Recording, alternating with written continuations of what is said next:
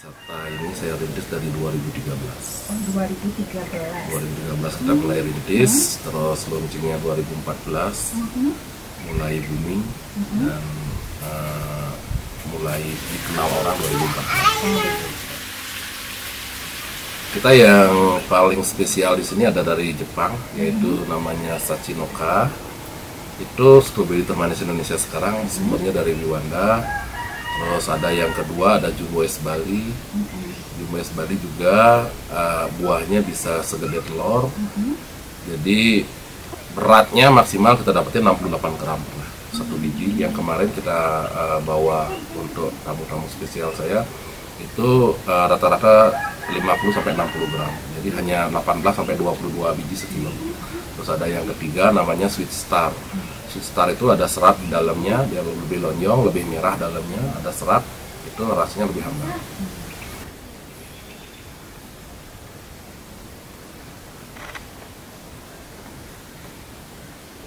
Datang ke sini mereka bisa menikmati buah sepuasnya, sama mendapat strawberry juice kita. Jadi buah di sini nggak pernah saya petik sendiri.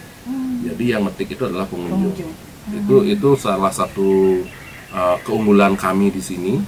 Orang-orang biasanya metik stroberi itu mencari orang untuk digaji. Tapi kalau ke sini kami yang punya lahan digaji oleh pengunjung. Itu yang menjadi sebuah yang berbeda. Rata-rata pengunjungnya itu dari mana saja? Pengunjungnya itu lokal sampai internasional banyak sekali. Kalau yang sekarang ini ada dari Arab, terus ada dari Qatar, Turki, terus Eropa juga lumayan banyak, Cina juga lumayan banyak sih.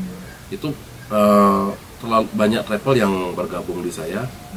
Travel yang banyak sekarang adalah Arab, Vietnam, ada Thailand, ada Eropa, ada Cina. Itu yang banyak sih travel. Kami ada hampir 56 travel yang bergabung. Dari 56 travel yang bergabung itu sekarang tour guide-nya lebih dari 3.000. Jadi pasti ada yang datang. Kendala yang pertama cuaca. Yang pertama adalah cuaca, karena cuaca yang ekstrim, karena kita di greenhouse ya.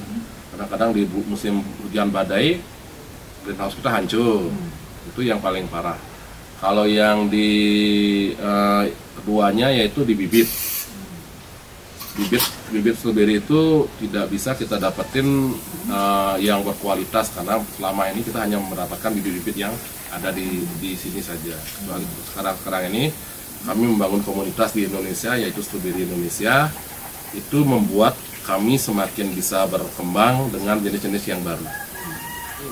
Pemuda jangan sampai pupus untuk bertani, malu untuk bertani, karena harapan saya semuanya memiliki sebuah inovasi baru.